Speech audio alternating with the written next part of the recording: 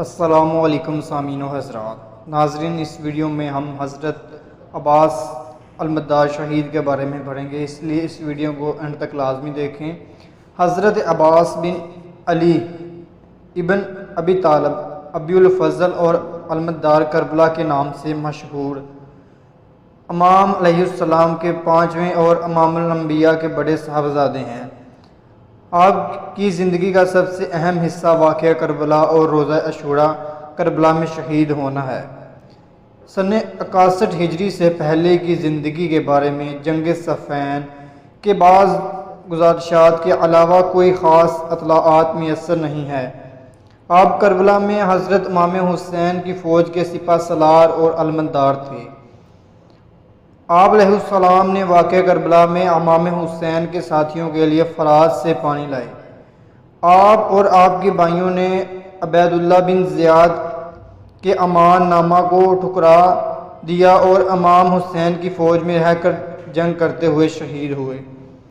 بعض مقاتل کی کتابوں نے لکھا ہے کہ آپ کے دونوں بازو جدا ہوئے تھے اور سر پر گزار لگا تھا اور ایسی حالت میں شہید ہوئے۔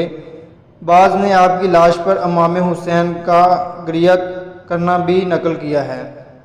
بعض کتابوں میں لکھا ہے کہ آپ کا قد لمبا اور صورت کے اعتبار سے حسین تھے۔